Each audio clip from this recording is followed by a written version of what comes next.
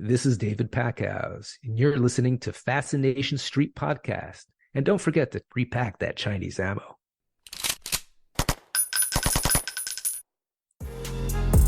Yeah, AV in your ears. That's Ambush being giving you this audio visual down the most interesting street in the world with my boy Steve. Fascination Street, you already know.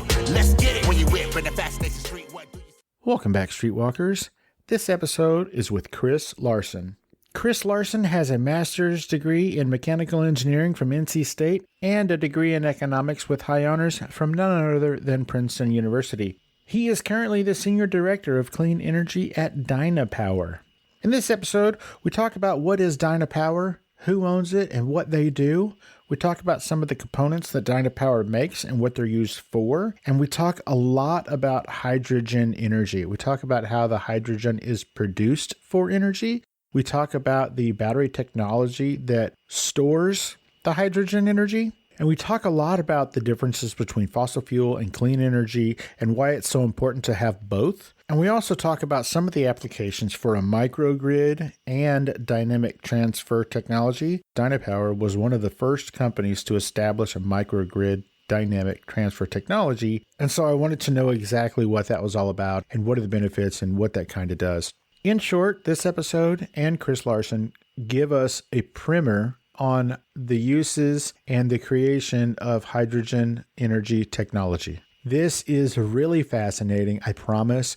It gets really deep and technical at some points, but just hang in there because Chris explains everything in an easily digestible manner. It might not seem that way at the beginning, but by the time he's done talking on a particular subject, it is eminently digestible. Thank you again so much, Chris. I really appreciate your time. And this is my conversation with the Senior Director of Clean Energy at Dynapower, Chris Larson. Prepare to be fascinated. Prepare to be fascinated. Prepare to be fascinated. Welcome to Fascination Street Podcast, Chris Larson. How you doing today, man? Doing great, Steve. Good to see you. It is good to see you. And this is an audio-only podcast, but I did tell you before the mics got heated up that you actually look better without headphones. So you should just rock no headphones all the time. I'm going to run with it, Steve. Feeling good. Ladies and gentlemen, streetwalkers, if you will, Chris is the Senior Director of Clean Energy at Dynapower. We're going to talk about all of that stuff. But first, Chris, I'd like to start from the beginning, man. Where were you born and raised? Where'd you grow up? I grew up in Central Florida, a town called Winter Park, Florida, which is most easily described as a suburb of Orlando, Florida. So right smack dab in the middle of the state. So I grew up playing sports down here. So I, as you can imagine, a bit rough in the summertime, but I survived childhood in the heat of Florida. I'm in South Texas, brother. You don't have to tell me. Yeah, you know the deal. I think this last summer we had 127 days above 100 degrees. This is so stupid. It really is mind-blowing. So, yeah, of course, being in the energy field myself, that is a topic near and dear to my heart. And I guess I'll throw that in the concern category. Absolutely. What was the plan? What did you want to be when you grew up? Because what you're doing now didn't exist when you were growing up. I guess it depends on at what stage of life, because I remember distinctly, Steve, there was a point in time where for some reason I got into my head that it would be cool to be a lobbyist. Now, which sounds so random. Who says, hey, I want to grow up and be a lobbyist? We hear about, everyone wants to be an astronaut or a politician or something like that. And actually, we had some family friend who was in that business, and boy, he made it sound pretty glamorous. So there was a point in time where I thought, politics, that's a bloody mess, but being a lobbyist would be a lot of fun playing around behind the scenes. I think, later on, though, I gravitated, my geeky side emerged pretty hard in around 8th grade. I remember that was the year I did a pretty elaborate science project. And so finally, the geeky side really kicked in and ended up studying mechanical engineering and going into the energy space. That happened a lot later, eventually found my way into renewable energy after college, but sort of bounced around a bit in my mind from lobbyist to engineer, I suppose. Ladies and gentlemen, Chris has a master's in mechanical engineering from NC State and a degree in economics with high honors from none other than Princeton. Also, he's on some boards, and that's cool. We're not going to get into that because I don't even know what that means. All good. But currently, he is a senior director for clean energy at Dynapower. For those unfamiliar with the company, Dynapower is a leading developer and manufacturer of grid-scale power electronic solutions and power converters. Did I get that right? Yes, all true so far. And this year, I believe, Dynapower celebrated its 60th year in business. 60 years. That's right. And our parent company, Sensata, is over 100 years old. Okay, now tell me, what is Sensata? Who is Sensata, and why did they buy you? Well, your company. Okay, so Sensata is one of these big companies that most people haven't heard of. And so when I describe, what Sensata does, people nod their heads and they get it. It makes sense. So Sensata was spun out of Texas Instruments. That happened years ago. So the Sensata legacy goes all the way back to the founding of TI.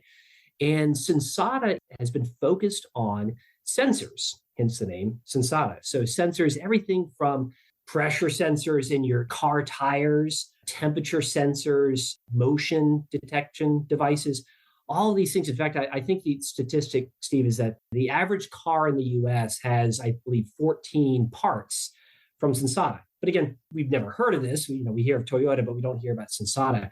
So Sensata touches all of us, just about every day in some form if we're involved with vehicles. Also aerospace. So a lot of these same sensors or similar sensors for the aerospace industry. So that's who Sensata is. A publicly traded company, 21,000 employees globally. So a good size outfit. And for us, it's pretty exciting, honestly, because, Dynapower has been around for quite some time. Like you said, 60 years. And there's a cool origin story with Dynapower. But, this past year, Sensata is committed to the electrification market.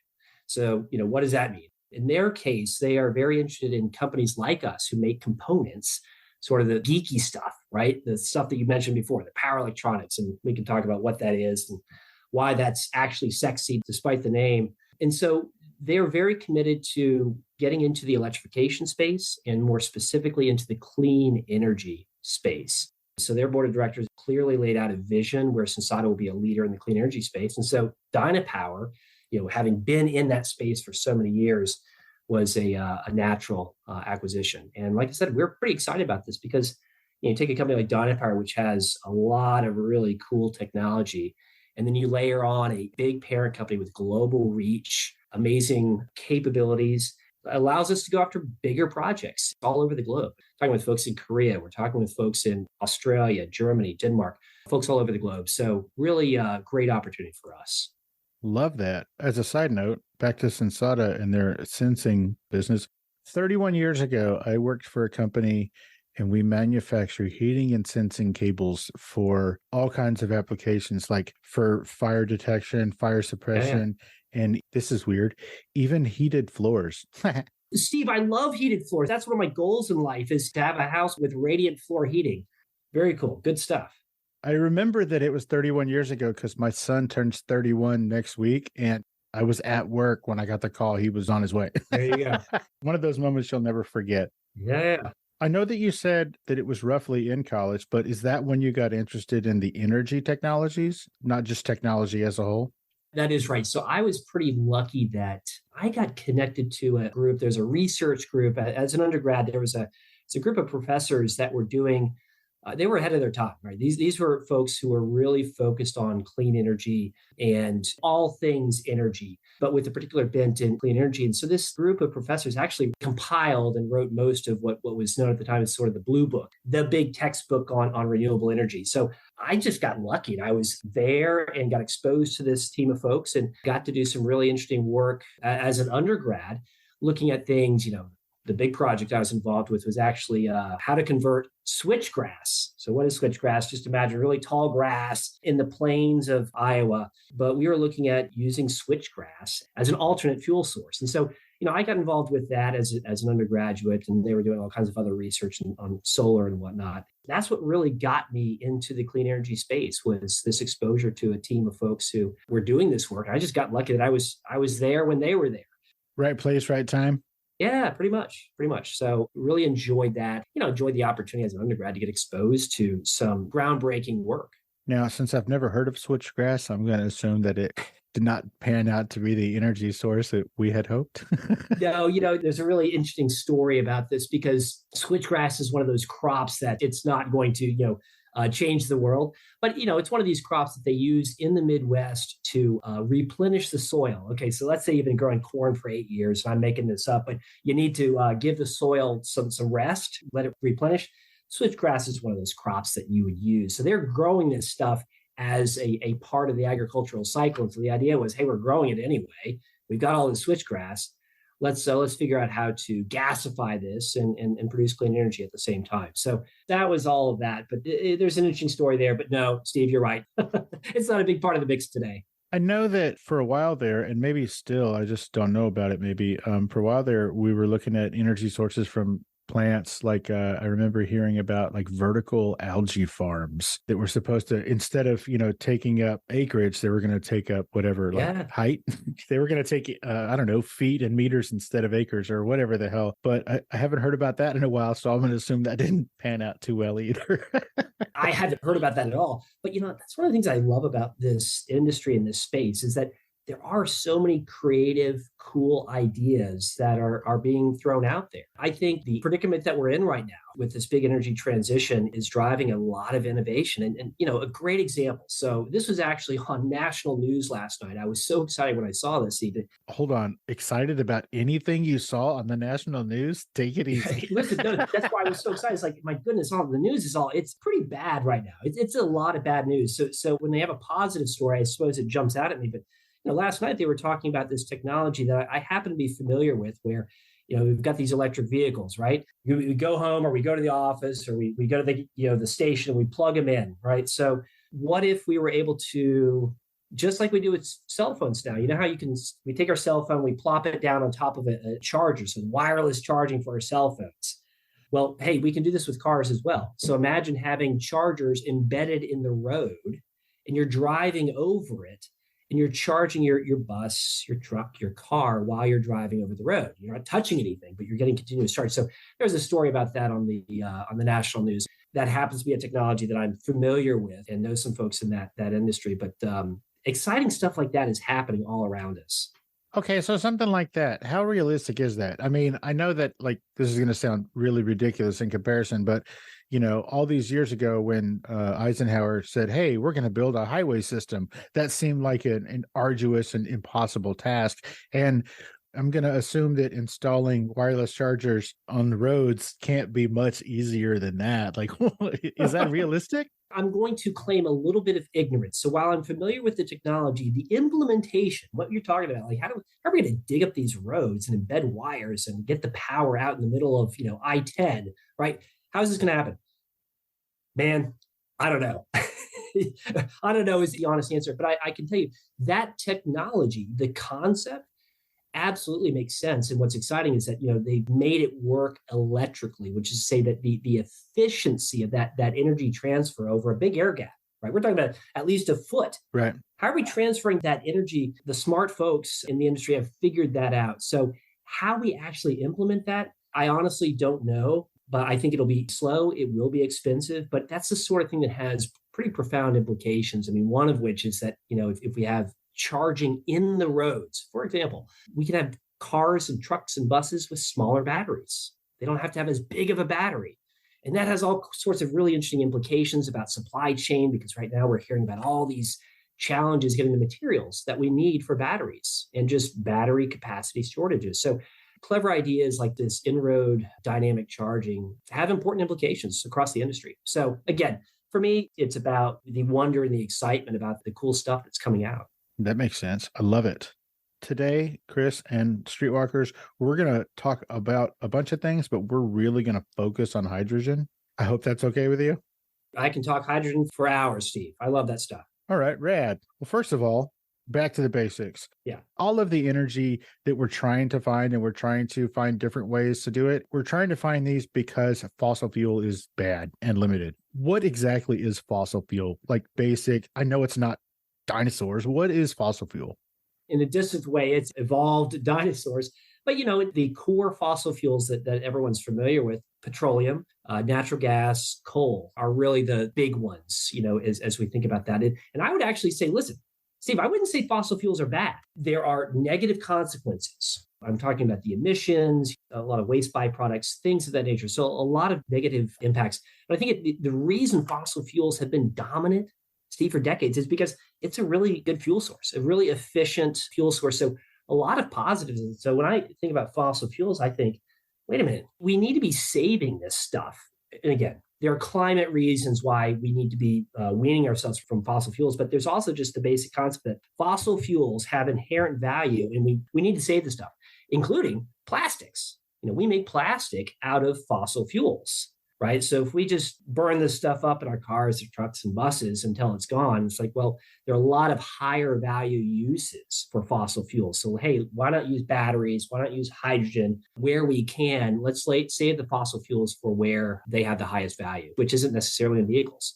That's a great explanation, and I appreciate that. Real quick, I just want to touch on wind energy. How efficient, how effective? Is it even cost effective? I mean, I live in San Antonio, and you mentioned I-10 earlier. My little town is right on I-10. And so all day, every day, I'm seeing the big windmill blades rolling down the street, down I-10. Yeah. So I know that we're producing them. They're all over the place. Yeah. How effective, how realistic? I don't know how much those things cost versus how much they provide. You might not either. I don't know. I'm hoping you do.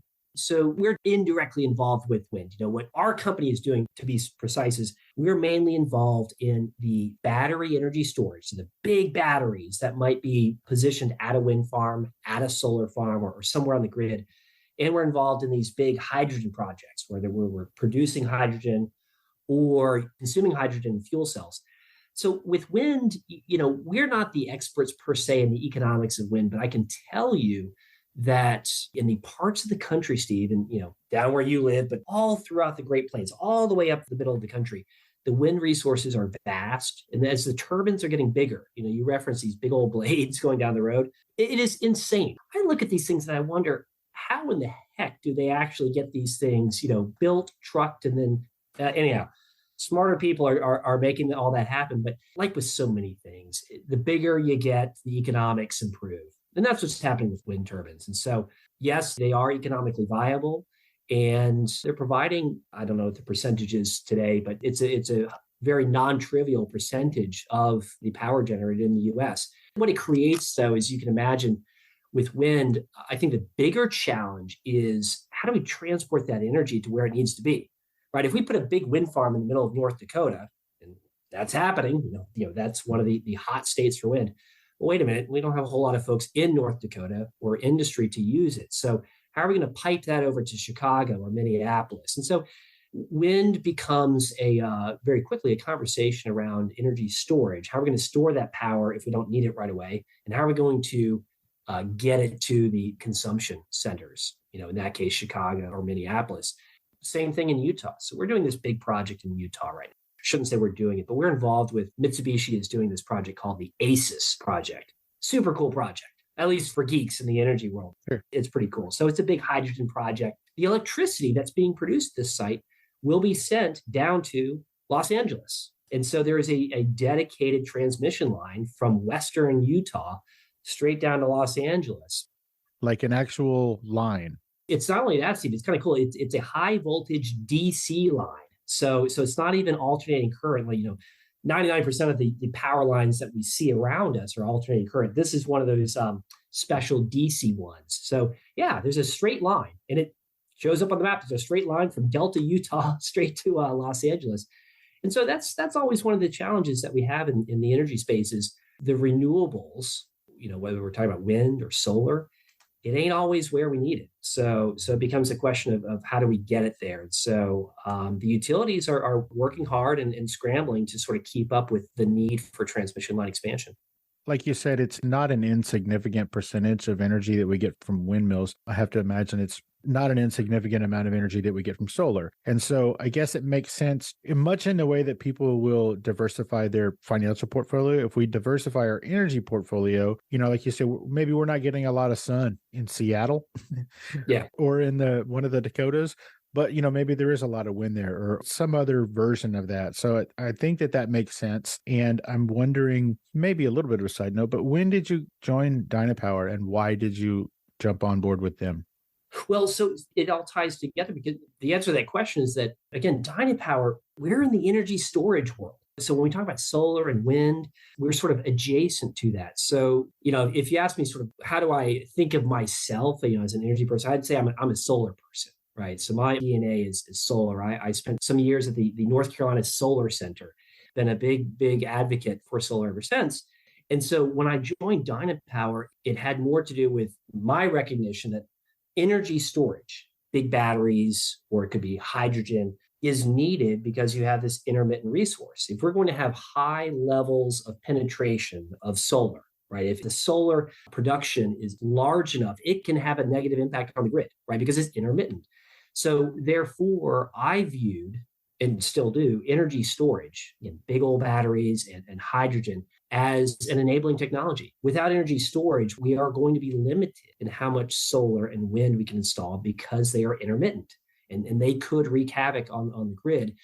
But when installed with storage, it helps smooth out the intermittency and address that issue. So I viewed storage as enabling technology. And so that's why I joined Dynapower, because I felt like, hey, if I want to expand the solar industry, this is a very direct way to do it. Back then, that was 9 years ago, Steve, when I joined, and we weren't really thinking much about hydrogen at the time. And since then, we've sort of jumped into that space, but for similar reasons. It is a solar and wind enabler because it's a big storage medium. So when you say that you guys are, working on like this project in Utah, you talked about it's cool if you can harness it, but if you can't store it, then it's almost useless. So the batteries that you guys are building for storage or, part of this project, we're talking like exponentially bigger than like Elon's Powerwall, right?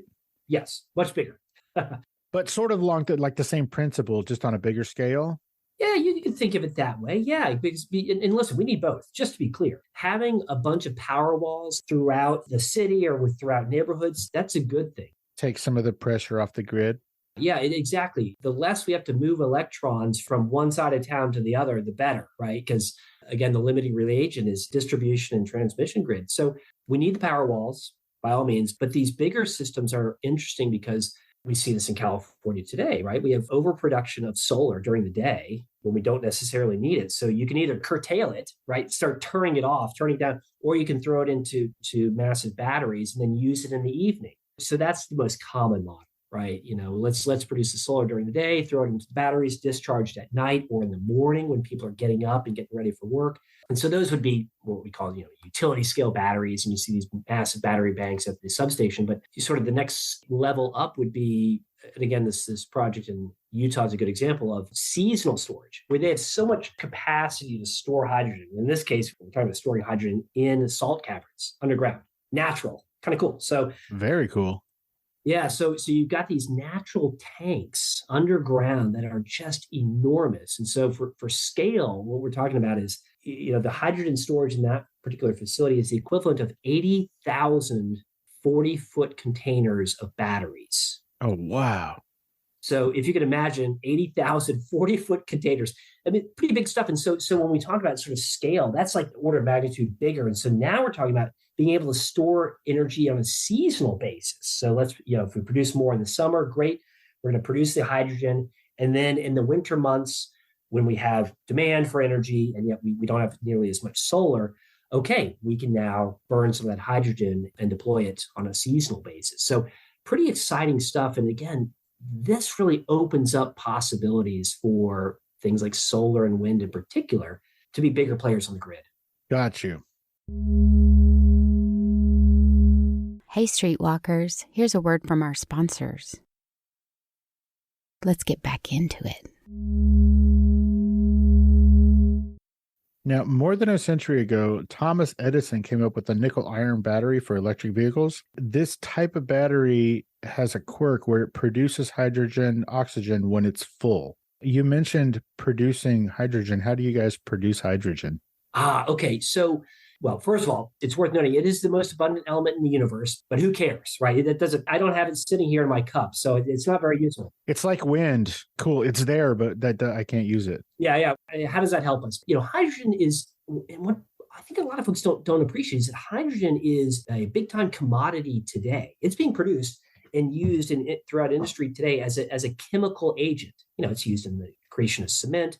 Petroleum refineries use it. Steel making facilities use hydrogen, again, as a chemical reagent. So there's a big industry, and typically today, hydrogen is produced by splitting methane. So we take CH4, split it through something that's called steam reformation.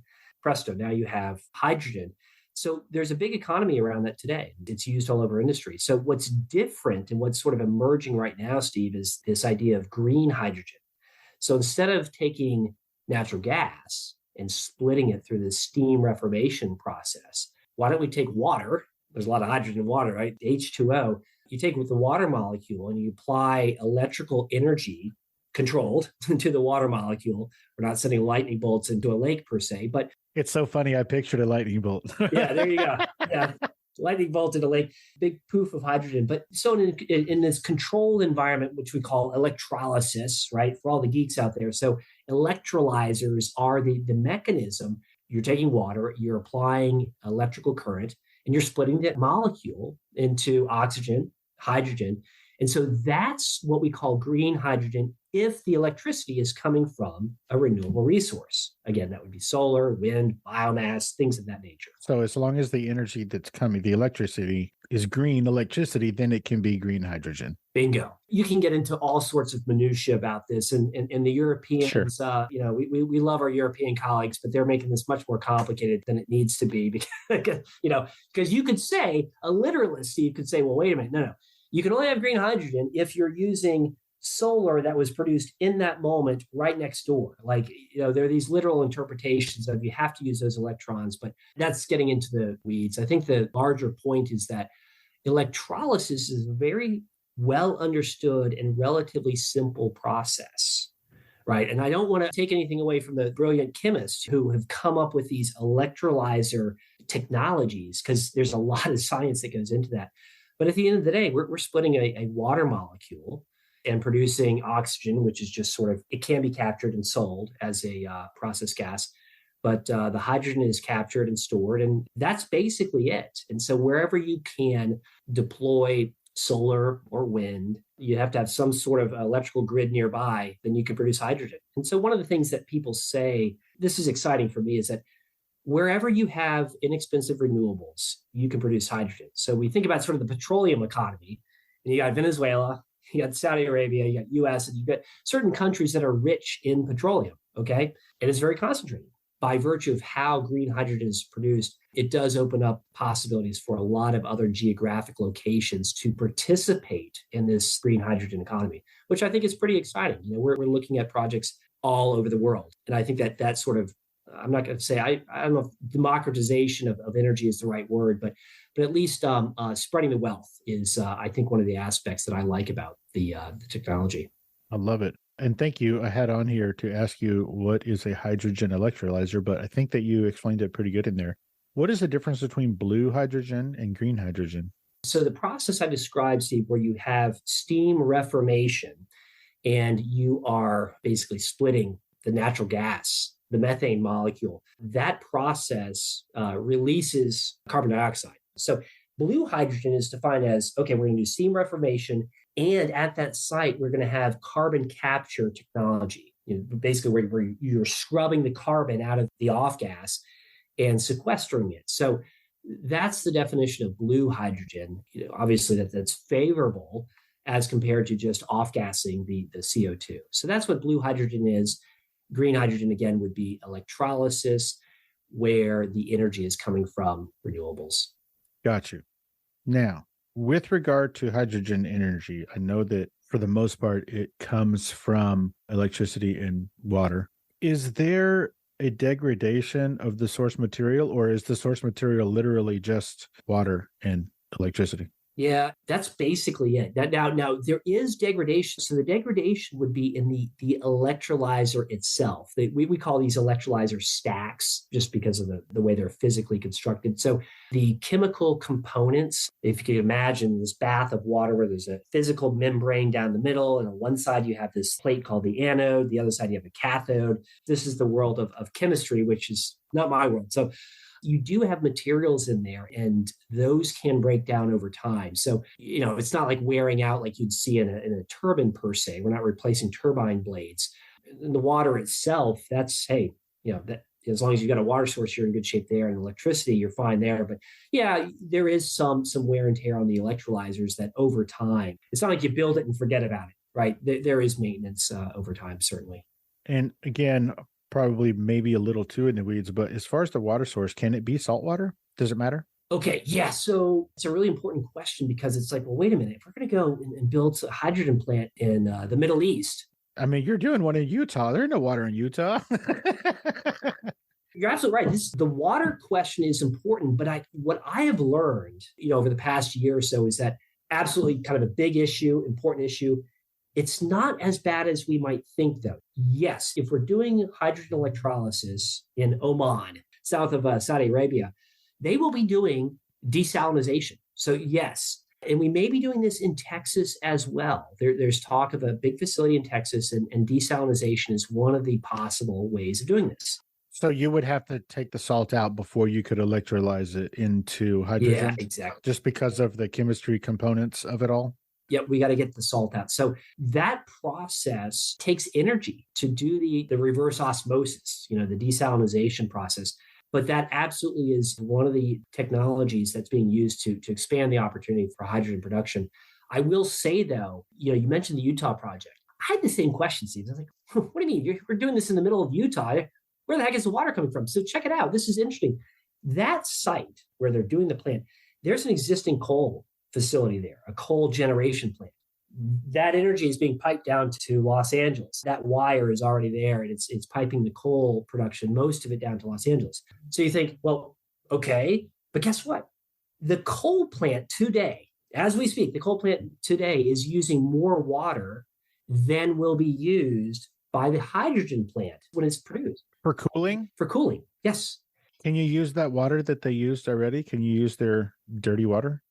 So the coal plant, over time, it will be shut down. So that's the idea. This site will be converted from the coal production to this new hydrogen facility. So yes, the water that was being allocated to this plant will be used for electrolysis. But the site in the future, once it's fully converted, is only going to use, I believe, 2/3 of the amount of water that's being used today. I found that pretty interesting. But yes, listen, water is a consideration. I mean, if we're doing this out in agricultural areas of the country, and this is a big issue in Spain. Spain is going to be one of the big hydrogen producers. And so the question is, hey, agriculture versus hydrogen.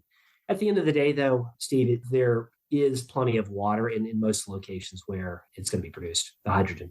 Gotcha. Now, you mentioned Spain. Who is spending the most money globally in the hydrogen energy space? Is it corporations or governments? And who? Which ones? Okay. Great question. It's absolutely both. So who's spending the money? And I'll share to the best of my knowledge, but it's both. I mean, I think a lot of folks have said, well, wait a minute, hydrogen, aren't the governments just subsidizing all this? I mean, what's going to happen when the government money runs out with these hydrogen plants? I think the answer is similar with what happened with all the other technologies, right? All these technologies, whether it's nuclear, solar, wind, they get support from the governments in the beginning to get to scale.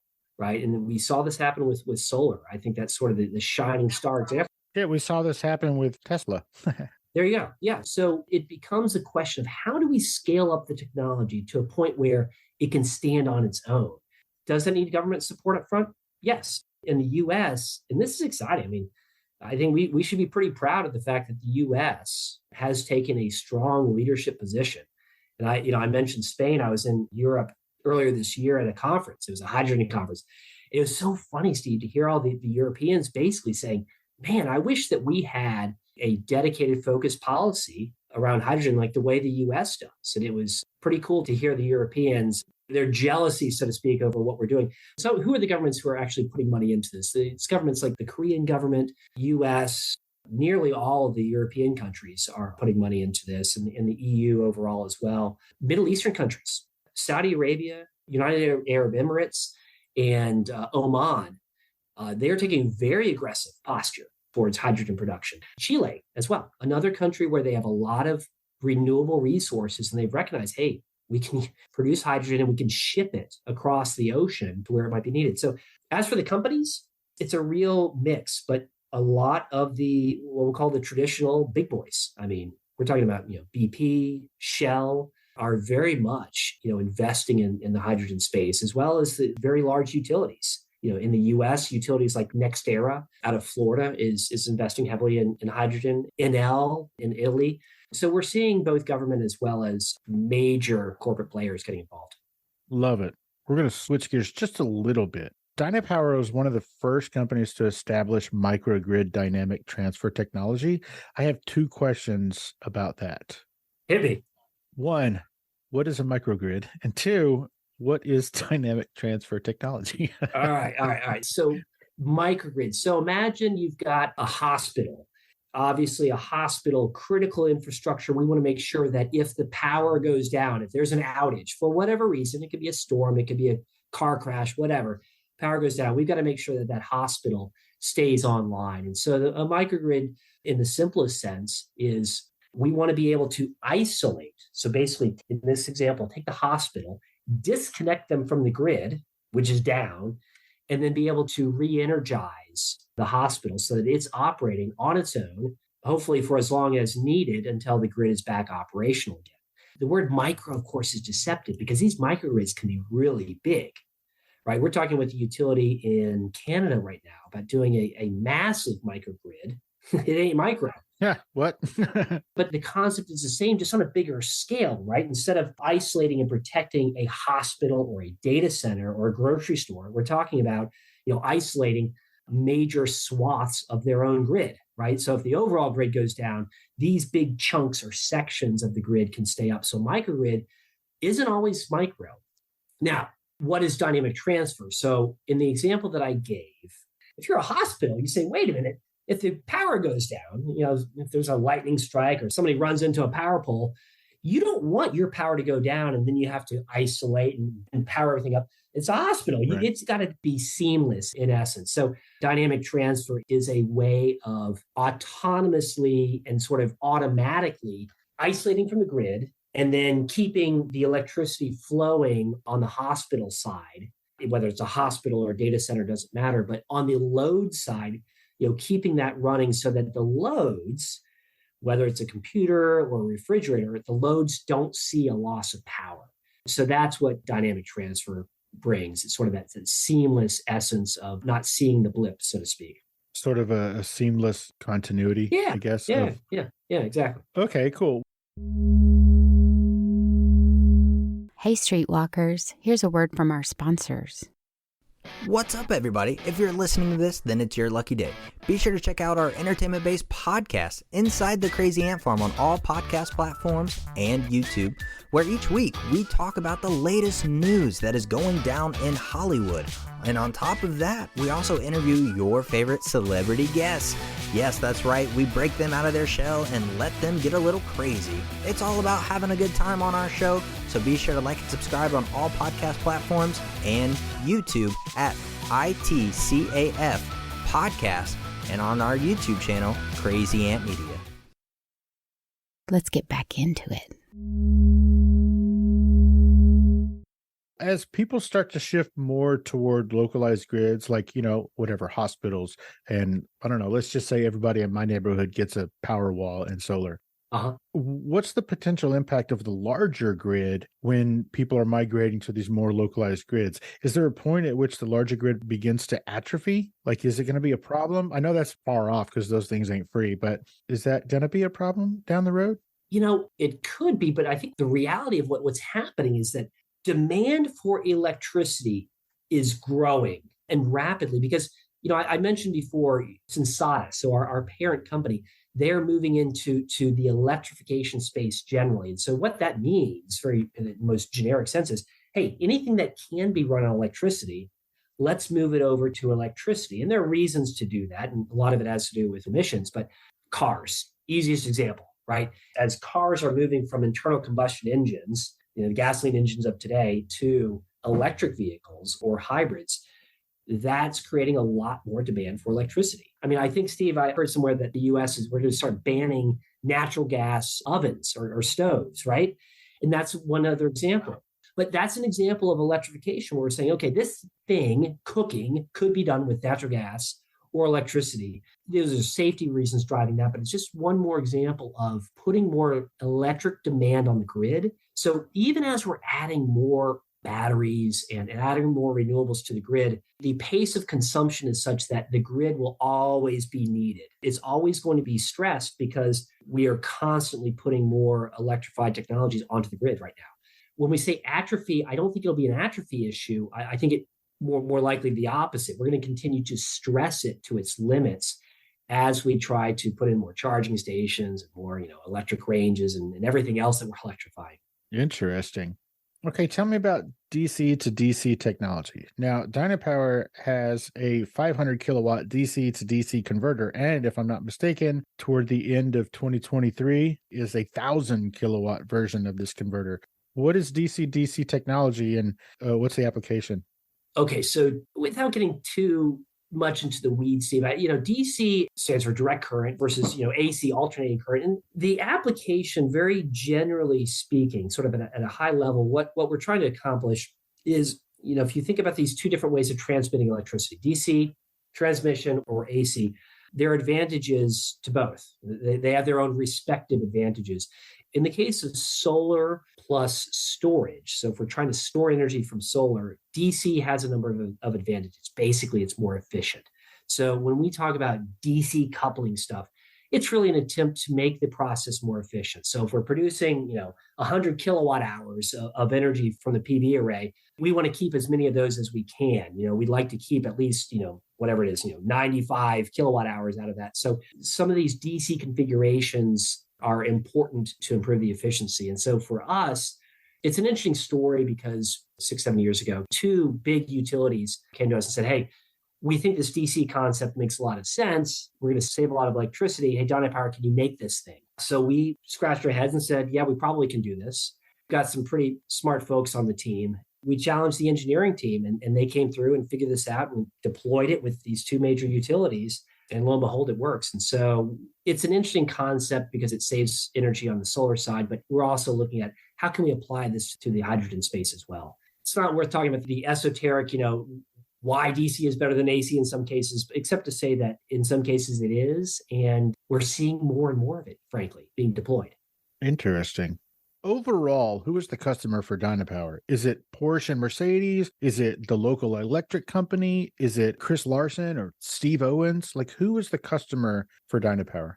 So Dynapower's customer will typically be a project developer is one good example. So project developer will be the company that goes out, procures the land, gets the utility interconnect agreement. They get permission to connect to the grid. They secure the land.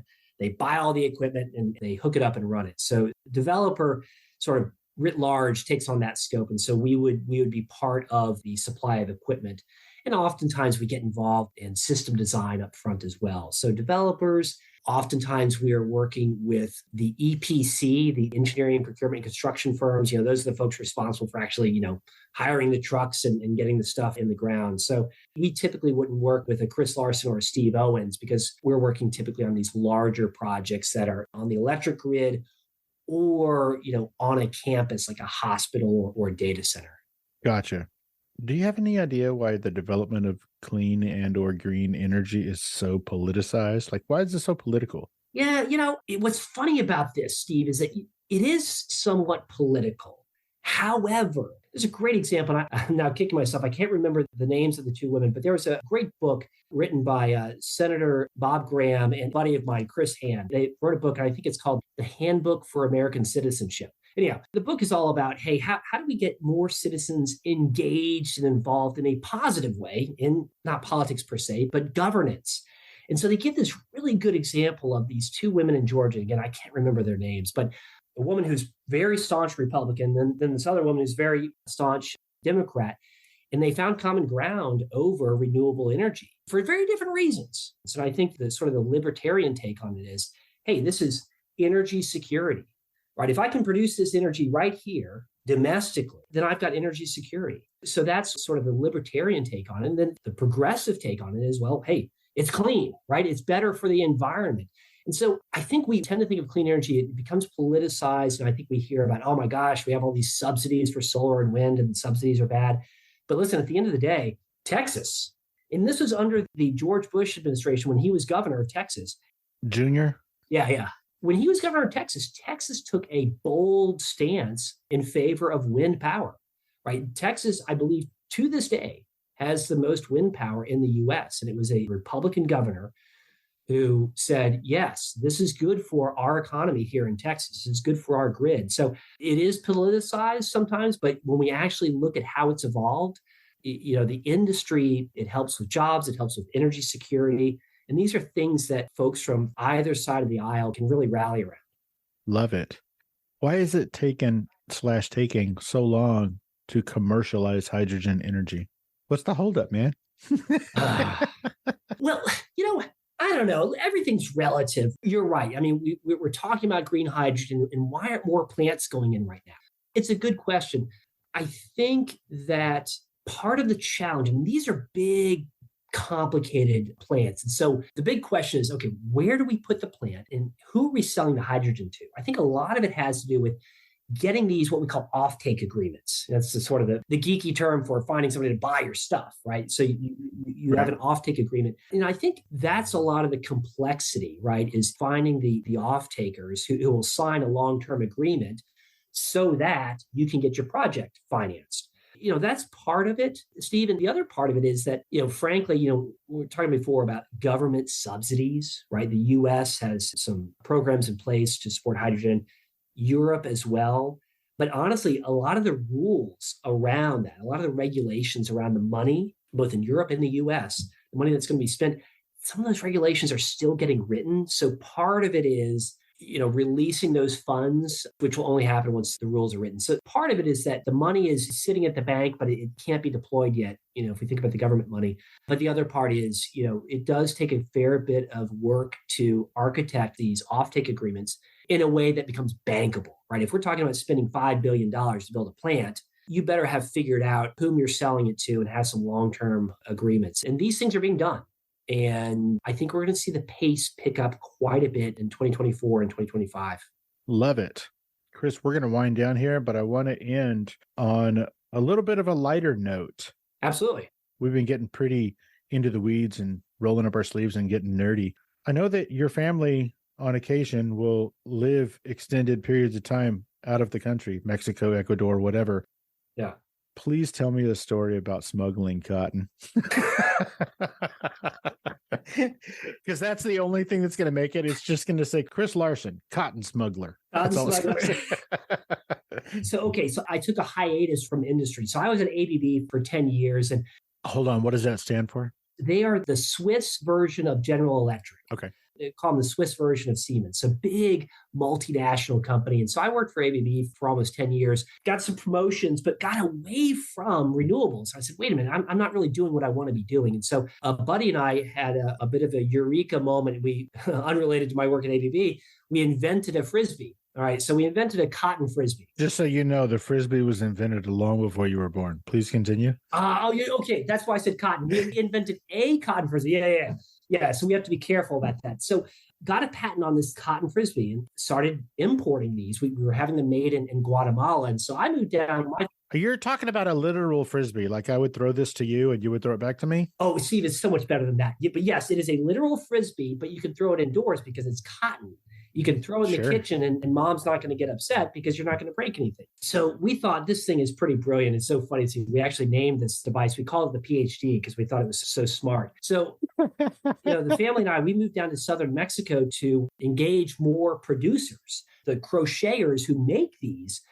These are fair trade devices, made by crocheters, typically women, Mayan women in southern Mexico and northern Guatemala. The problem was cotton prices are inflated in Mexico. I don't know what the cotton economy in Mexico looks like today, but basically I had to go to Guatemala where I could get the cotton for cheap and then, throw it in duffel bags and then sort of, schlep it over the border and, just don't tell anyone. But yes, I literally shuffled a massive duffel bags full of cotton from Guatemala to Mexico. And that was fun times for sure. A couple of weeks ago, I had on an international arms dealer, and now I have had on an international cotton dealer. That's amazing. This is funny. See, so my daughter actually got arrested for international weapons charges. She was in Germany, so she's 18, and she had a thing of mace. The U.S., you buy mace because you go running, and in Germany, mace is treated as a handgun. So she had mace on her, and they arrested her at the airport, detained her on weapons charges. So there you go. So I'm related to a weapons smuggler as well, I guess. That is hilarious. That does beg the question, did she purchase it there or did she smuggle it into the country? So good question. Yes, she got it in. So somehow she got into the country, but then when she was flying out, they busted her. So there you go. That's amazing. It's kind of like when weed was legal in California, but really strict everywhere else, or Colorado, whatever. Like you could get on a plane in California or Colorado with weed, but when you land, now you're in trouble. There you go. All right, Chris, tell everybody where they can find you on social media.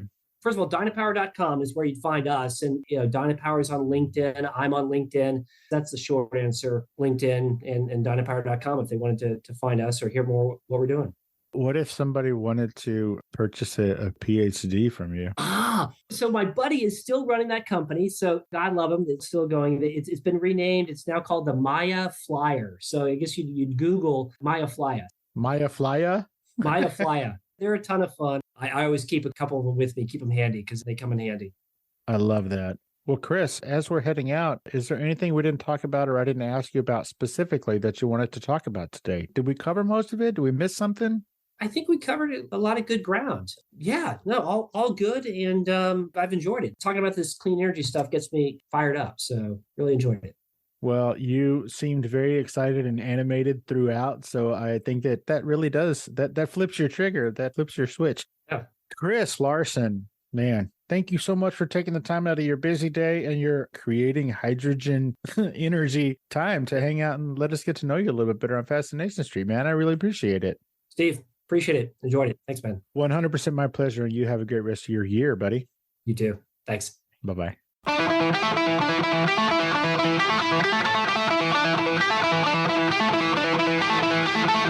Opening music is the song FSP Theme, written, performed, and provided by Ambush Vin. Closing music is from the song Say My Name off the 2021 album Underdog Anthems, used with permission from Jax Hollow. If you like the show, tell a friend. Subscribe and rate and review the show on iTunes and wherever else you download podcasts. Don't forget to subscribe to my YouTube channel. All the episodes are available there as well. Check me out on Vero at Fascination Street Pod and TikTok at Fascination Street Pod. And again, thanks for listening.